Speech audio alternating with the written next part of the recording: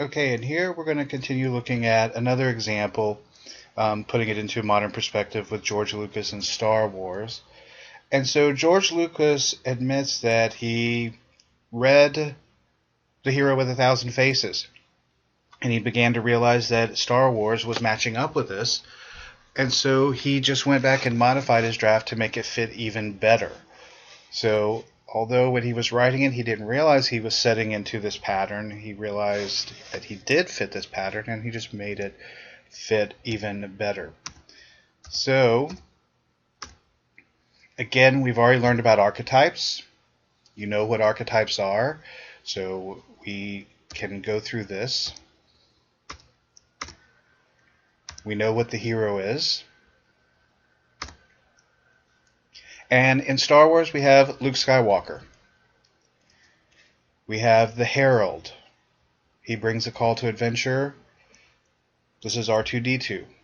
If you've watched the Star Wars, this is when he flashes the scene of Princess Leia saying, "Help me, Obi-Wan Kenobi." So this is what calls Luke to adventure.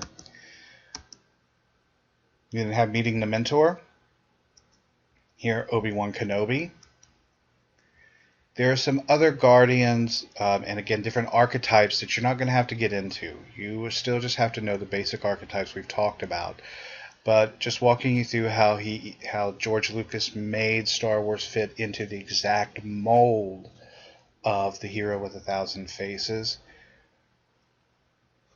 The first threshold guardian stands in the way at important turning points. Here includes jealous enemies, professional gatekeepers, perhaps even the hero's just own fears and doubts. So here we have Mos Eisley, some of the different enemies who are not wanting him to proceed, but also then him looking around and realizing he's not really ready for all of this. Shadows within the monomyth structure are villains and enemies. Also could be an internal enemy. And I'd say here, repressed grief, anger, frustration. And so, again, Darth Vader is one who's repressed his feelings. Shapeshifters, they can also influence how our hero perceives change around them. And here we have Han Solo because, again, when we first meet him, it seems like he's going to be a villain, then he turns out to not be, so we have him changing roles within the confines of the Star Wars universe. The Trickster.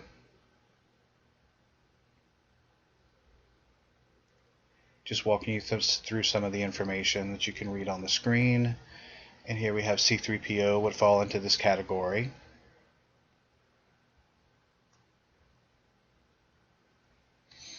And again, Joseph Campbell goes on into a lot of depth about archetypes, and Carl Jung, a German philosopher, psychologist who went even more into these ideas. We are going to stick with the basics of the hero, anti-hero, tragic hero, villain, damsel in distress. So that's all that you will really need for this. Putting out a couple of different things here, you can see how Star Wars, The Matrix, Harry Potter all fit into these archetypes. We can make them, and we don't even have to like force them into some type of, oh, well, they don't quite fit, but if we just think about this a little bit differently, we can. I mean, these just flat out fall right into place.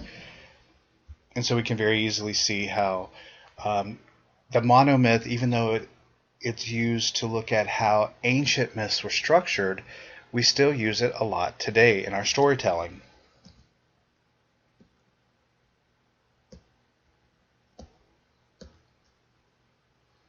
And moving forward very briefly, we have a screenwriter, so he's currently active in Hollywood. He's read Joseph Campbell as well. He saw Star Wars, and he starts seeing these patterns as well. Everyone recognizes that we have all of these patterns.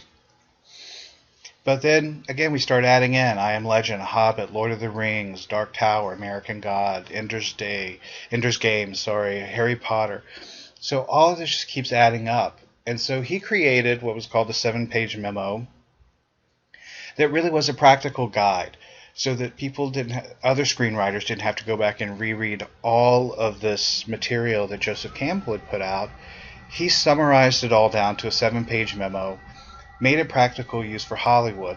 And that's why nowadays when people start saying all of the films just kind of look alike, sound alike, it's because they're all following this very short idea of how to put a movie together based on this hero's journey with The Hero Has 1,000 Faces.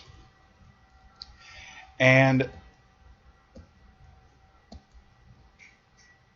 we're going to see how this plays out. He's been involved with several Disney movies, Lion King, Aladdin, Beauty and the Beast. Again, you can see how this exact same thing happens each time. The call to adventure, the refusal, etc. in each of these particular movies. He's written books to help Hollywood screenwriters. And so what he has done is brought it down from the 17 steps to 12. And he's also used them as outer and inner journey, and that's what we're going to go through next.